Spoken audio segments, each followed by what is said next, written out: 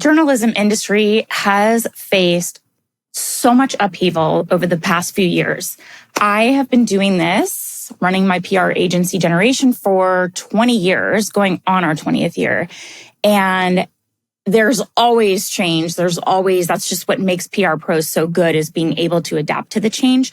But more than ever, the past few years have been marked by frequent layoffs, downsizing, publications closing, even among major outlets or major publishers like Hearst and Meredith, Dotdash, Bloomberg, Bustle, Insider, you name it. There is some kind of change or restructure happening. And what happens is that these smaller newsrooms mean that there's more pressure on the remaining staff. There's longer lead times for freelancers and kind of an increased reliance on AI for quick edits. We're all using AI as a support tool in our business, not as a way to shortcut the process of original writing or crafting pitches. We're using it for other ways. We've had whole episodes on AI and the ways to ethically use it in your business. But we know journalists are using it too. And it might not be the best thing for them because it may lead to them being out of a job if AI can do the work for them. So there's also been, obviously, the recent election cycle that placed even more demand on newsrooms, kind of further straining these resources and then pushing journalists to their limits. We've heard from so many of our media contacts that it's just so much that is expected of them, and they're needing to do more. They're sometimes getting paid less or leaving their full-time roles and going freelance. Just a lot of shifts all around. And as a PR professional, it has always been essential to adapt to these changes. So we're going to talk about ways that you can support your media contacts during these turbulent times. How else can we refer to these times? These changing times. I feel like there's always discussion of change, but it feels like more now than ever. So what's going on in the newsroom? They're already hectic places by nature, but these recent shifts have turned them into high stress environments. That's the widespread layoffs, even hitting some of the heritage, the most established publications. Those layoffs have left journalists overworked and concerned about job security. And here's what that looks like for them, okay? Increased workload and anxiety. They're not only covering more beats due to the reduced workforce, but they're also working with constant fear of being next on the chopping block. We have heard that manifest with our commerce editor contacts who let us know that when they write content that is driven by SEO data, let's say, searches that people are making in Google or other search platforms, that they're searching in a high volume and the results that are returned have kind of a low yield. So there's like this opportunity gap. People are looking for a solution to a problem and there's not a lot of content to solve that problem. Journalists are having to write features to address that need, and they're recommending products. Hopefully your client's products are my client's products.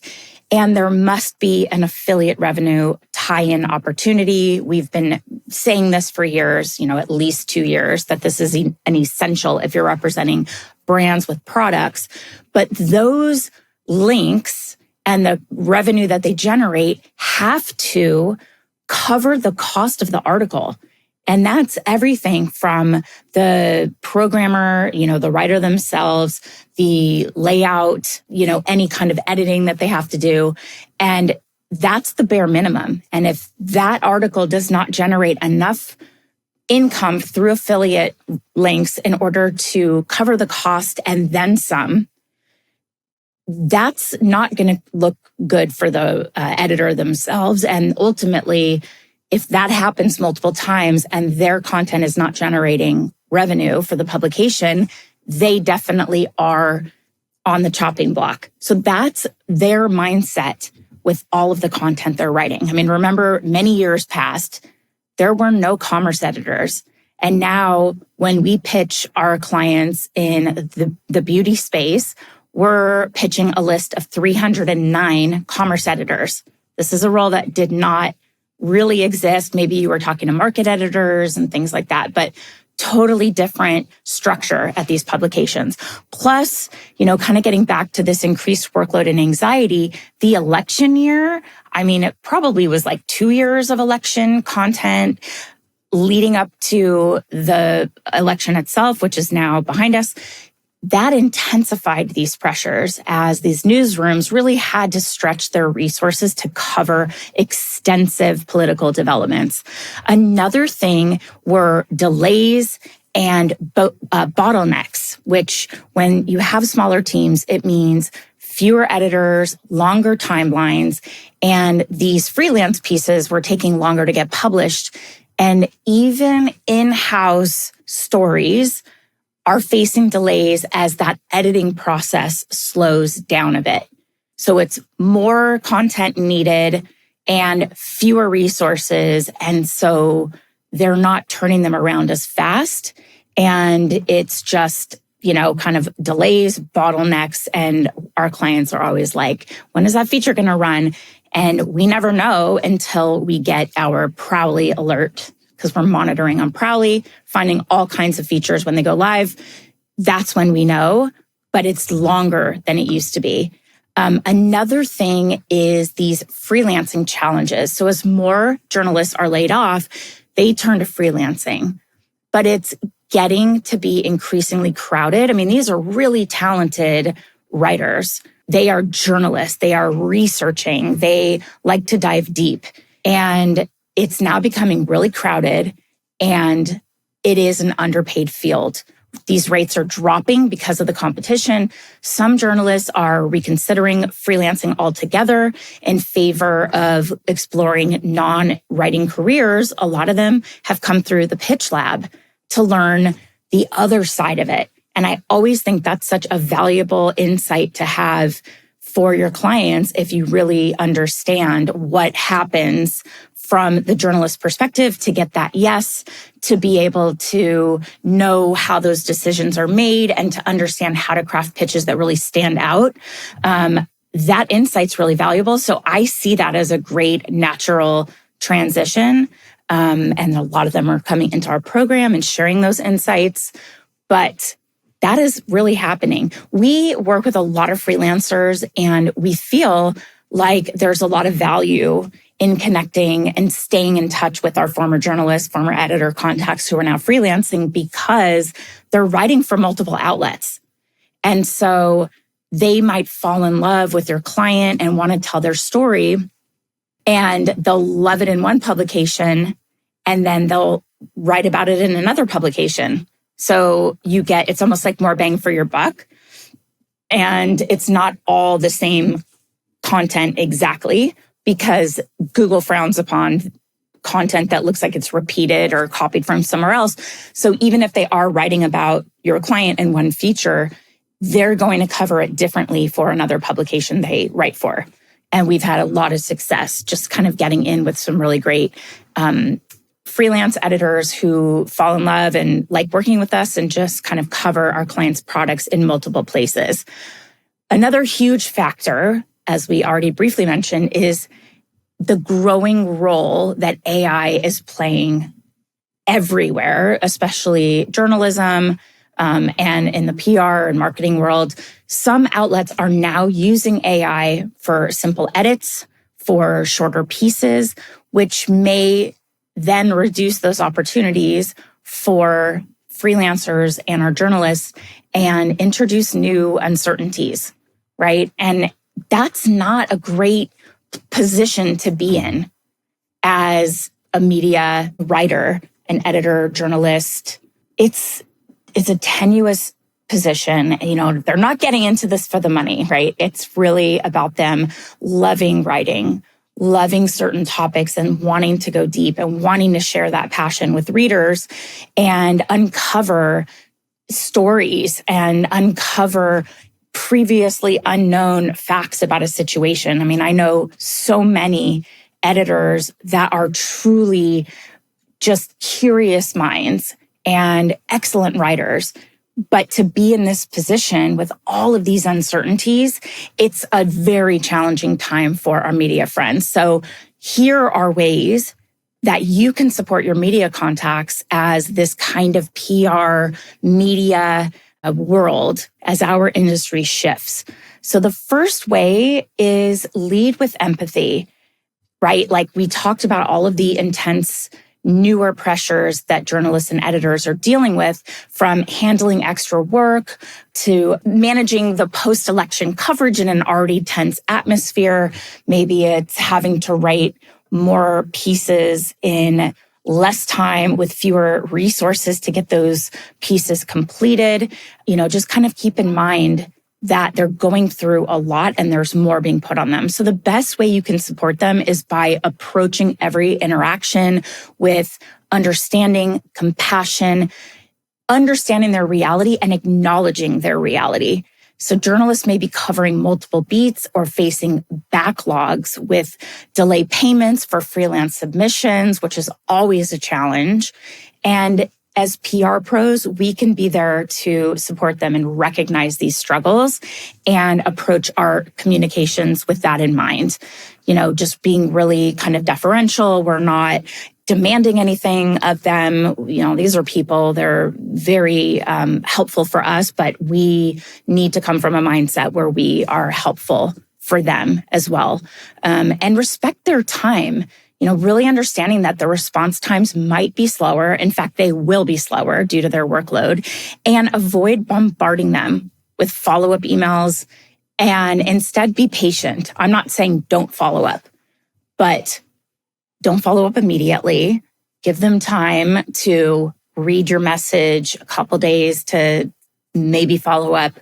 I recommend using an email tracker so you can see if your message has been opened. You can see how many times, you can see when. If you see they've opened it and they haven't gotten back to you, and you see they've opened it a second time, sometimes you can see they've opened it multiple times. I think that is when there is a preview pane on their email, and that preview pane, when it automatically just has the message and then it's split where you can kind of read a preview of it before you actually click into it.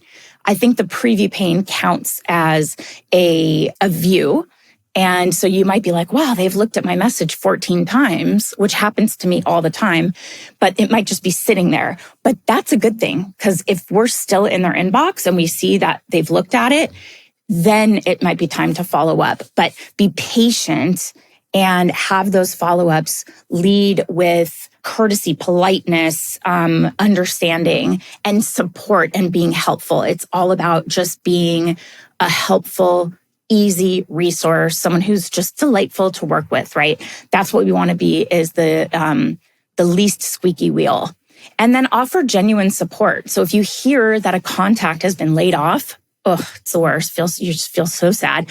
But reach out to them, offer your support. Even a simple message on social media or an email, if you happen to know maybe their personal email, since they might not still access their work email, that can go a long way in showing that you care. If you see something on LinkedIn, send them a DM and acknowledge that they have shifted roles. Just be there to offer genuine support. The other thing, number 2, is be a true resource for your contacts. Whether your contact is managing kind of this new double or overloaded workload due to layoffs, or they're looking for new opportunities, be a reliable and helpful resource to them. Share these opportunities. If you know of any freelancing gigs or full-time openings that really align with their skills, pass them along. Your contacts appreciate that thoughtfulness, and it's not always about promoting your clients and, really thinking of the journalist as what can they do for me? This is a relationship. This is a long-term relationship. So you want to have it be mutually supportive, mutually beneficial, and understanding. Those are the best connections that you can make with your journalist contacts. And on that note, if your media professionals that you're connected with are looking for knowledgeable sources, be the one that provides expert connections, even if, again, it is not your client. If you have someone in your network who is a great fit for a story they're writing, share your connection with them. Give them a complete bio, credentials, talk about their availability so they can easily find reliable and credible voices for their stories. And you're the one that is going to be remembered as helpful and supportive and connected, and not always just like, how can you help me? Of course, we're always responding accurately and really quickly with our media contacts. We want to just be fast. We want to get them complete information that's fully accurate so they don't have to look for anything or second guess or ask to clarify. Or maybe you're following up saying, oh no, the link is not right or the price changed. We just had a client meeting and we already sent a launch pitch to the media, has gone out to hundreds of contacts. And the client said they're thinking about changing the price at launch. And we were like, oh no, we've already gone out. So that's going to be interesting if they decide to do it. Of course, we will find a way. Especially, I don't believe they'll make it more expensive. I think they'll probably make it less expensive or offer some kind of a free item to support purchasing the device itself. Like a trial use of the actual product that sprays on versus the device itself. But you want to be complete, accurate. When your contacts need extra data or to facilitate an interview, you want to be the one that's replying quickly and giving them complete and accurate information. And that reliability is what builds trust and positions you as a valuable partner. Yeah, you just want to be the one who is super responsive, very reliable. They're never going to miss a deadline because they're waiting on you, and they will come to you time and time again.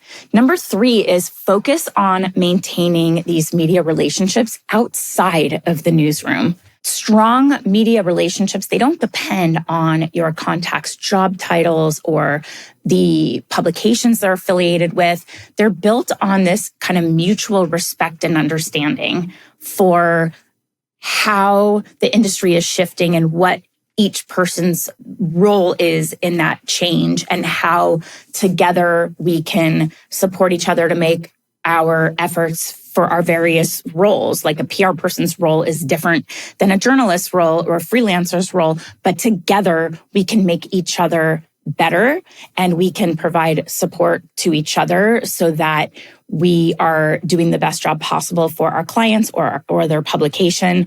So that means you are making an effort to stay connected, and be in touch regardless of where, the next stop, where their career takes them. You want to keep in touch. So if a contact leaves the publications, you're going to connect through social media, maybe periodic check-ins, like a quarterly kind of reminder to wish them happy holidays or a happy new year, or check in and see how their summer's going or if they have any upcoming trips planned. Just be like a cool person who just shows that they care and they're a connected person. People love talking about their trips, where they're going, what trips are planned. If you find out they're going somewhere and you've been there, you can offer helpful recommendations, or if they want some advice on maybe where their next trip could be. I mean, people just love talking about trips and TV. That's the other thing. What TV shows are you watching? What do you recommend? Just kind of get people, or I was watching the show and it made me think of you, and then have a good reason why. But just because they're moving to a new outlet or freelancing, it doesn't mean that your relationship couldn't or shouldn't continue. It absolutely should, right? And even if they become someone or something that is not the best fit for you, there's always referrals and support and recommendations that come from just having a positive connection with someone. And be there beyond the pitch. Don't just reach out when you need coverage. Don't just reach out when you need something. Connect with them on that human level and take time for those virtual or in-person catch-ups whenever it's possible. Virtual is really great because it's like quick and easy, quick Zoom. I think it's become something people are really accustomed to. But if you happen to be traveling to the city where you know this contact lives, offer to meet them where they are, take them to coffee and just kind of say hi, say, I'd love to meet in real life. I'm going to be kind of in your area traveling for 4 days. I'd love to make time to meet with you. Something where you can easily make it just very kind of casual and risk-free, but staying supportive through these transitions means that you're going to be top of mind when they're ready to cover your story. And it's like you're just this kind of trusted, easy resource for them. I'm just trying to find the right words, but it just like becomes frictionless and you're just there and you are a connector and you are a helper and you're smart and they're going to come to you and, whenever there's a need. It's you being supportive even when you're not asking for anything. And number 4, make life easier for your media contacts. When these demands of their job, the newsroom or freelancing, writing deadlines, or revenue generation through affiliate links, whenever there are these demands, especially kind of during holidays and post-election, helping journalists by simplifying your pitches is a huge relief to them.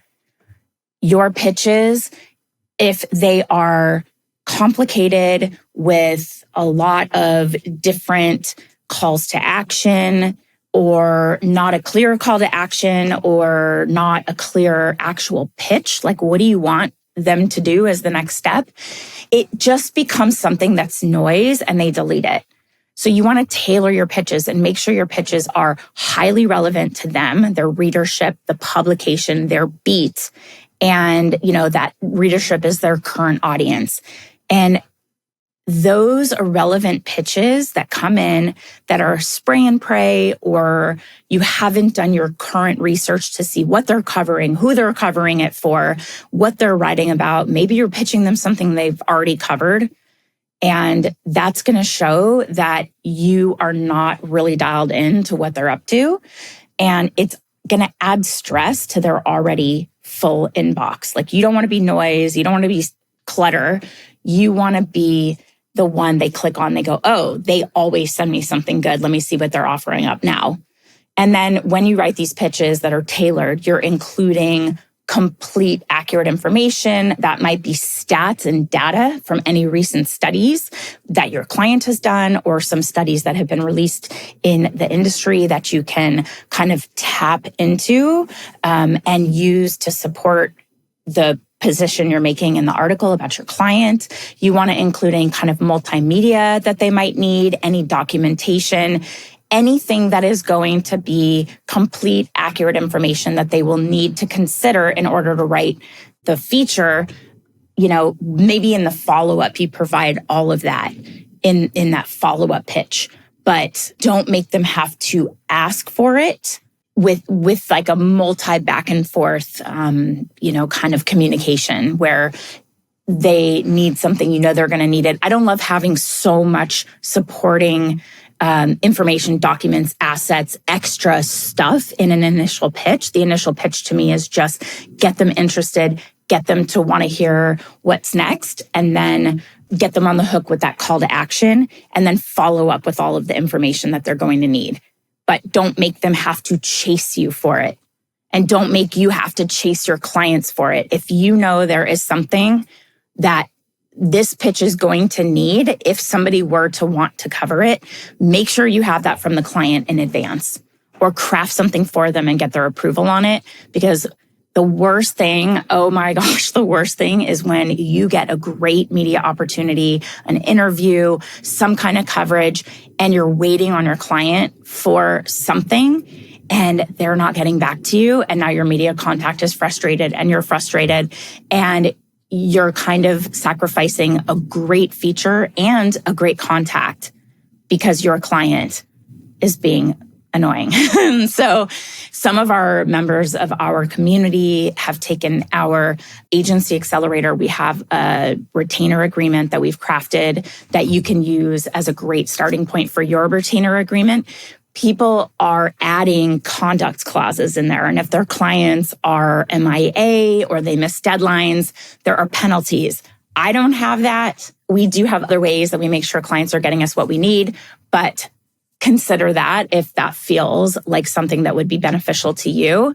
And also account for short timelines because, like we've talked about all these pressures, offer pitches well in advance of any launch or any scheduled date so that your contacts can give them time to consider and to plan around their schedule, make sure they have enough time to actually craft something where they're not saying, oh, well, this would have been good to know 2 weeks ago, so I could have actually covered it. As much in advance, not too far in advance, but understanding media lead times and pitching with enough time to actually get them to consider and cover needs to be built in. Also, knowing that the timelines are much more kind of strained these days because of the pressures happening in the industry. And number 5, be flexible with your pitches. So when these layoffs have hit and they're going to maybe continue to hit, your contacts might be in the middle of a project with you, leaving your stories, your features that they've agreed to, your clients they have committed to covering, leaving you all in limbo. So be prepared to adapt, keep the story moving forward without jeopardizing the relationship. If it turns out that they're not going to be able to cover it, or, maybe you ask if there's somebody else there who would be a good contact to see it through, but know that that is not a priority for them. It might be a priority for you. And I'd say do whatever you can to respectfully try to ensure it doesn't just get completely, not considered as they move on from their role. See if there's someone else who can cover it, but you have to keep in mind that that is not their priority. And prioritizing these relationships over pitches is really important. So if your contact is laid off mid-project, first offer support. Don't push them for updates on that piece, and instead extend that empathy and ask how you can help. Just make sure that they know that it's people over pitches that you care about more. So also reintroduce yourself as needed. So if a new journalist takes over, get ready to introduce yourself. Explain that feature, explain the story, explain where things were left off, and ask if they're interested in picking it up. And then pivot if necessary. If that original publication is not interested anymore, or that person has kind of disappeared and it's probably not going to happen, reach out to other contacts who might cover it and tailor that pitch specifically for them to keep it fresh and relevant. It might be a small tweak, but again, it's all about making it clear that the pitch is targeted and relevant to them, and it's not some generic spray and pray or desperate attempt to try to salvage something that isn't even relevant to them and what they cover. Like you just went down on media list and you were like, hey, this person left. What can you do for me? And the last tip, number 6 I have, is keep up with your contacts on social media. So stay connected on platforms where they're hanging out. A lot of journalists right now have their own Substacks, which are increasingly important as our media contacts navigate this shifting industry landscape. You can keep up with them on LinkedIn, where they're likely to post any job moves or changes, and meet them where they are. With platforms like X losing popularity among journalists, we see them picking up on Threads. We see them kind of, gravitating to other places, and you want to go where they are. Substack definitely is a great one because it shows you're interested in their work. You're reading anything new that they put out into the world, and you can comment on it. And it's a smaller audience because it's their people. It's like a curated audience and their curated content. And follow those career moves. Social media for sure is going to be announced on, probably LinkedIn or other channels, stay updated on their career moves, and maintain those relevant connections. Even if they move on, they are still people that are interested in content and areas and topics that are relevant to you and your client. And so you want to stay connected to them because you never know where they're going to end up. You want to listen to their updates where they are often sharing changes in their workload or shifts in beats that they're covering on their social media. So follow their posts and stay in the loop and keep your pitches aligned with their focus areas. So you make sure you're keeping it fresh and relevant and exciting and for them. And another thing I want to mention is if you missed last week's episode, we did a deep dive hot seat review of one of the members of the Pitch Lab, a pitch that they crafted. And we walked through the entire pitch and the whole community gave recommendations on how to streamline, punch it up, make it more impactful, make it more effective. And it was a really helpful exercise. But what I wanted to mention is that this is the kind of resource and coverage and things that you get access to if you're a member of the Pitch Lab. We have our coaching calls. We have a pitch review process so that you get professional eyes on your pitches. If you have a pitch that is not resonating, you're hearing crickets, and you just don't know what's wrong with it, the community will come together and help figure out how to improve what you sent out so that you will go from crickets to crushing it, which is the name of an old webinar I had, but it follows the same concepts. We did this deep dive review and went section by section and talked about how we would improve it and why. And I thought it was a very valuable exercise. So if you haven't listened to last week's podcast, go back, listen to it. And it might be 2 podcast episodes ago. Not sure when this one's going live, but it's a really good one. And you might want to consider joining us in the Pitch Lab so you can have that kind of insight from industry pros and veterans also, because it's very, very valuable and cool to hear other people weigh in on your work and how to make it even better. So thanks for checking in this week with me on how we can be supportive to our media contacts in this ever-changing landscape. I feel like 20 years we've been saying, the sky is falling, the landscape's changing, all of the things. But more than ever, in 20 years, it has definitely been accelerated in the last 2 years. So be a contact that is supportive and reliable and empathetic to the changing situation that your contacts are facing. And go out there and absolutely crush it this week. And I'll see you guys next week. Take care.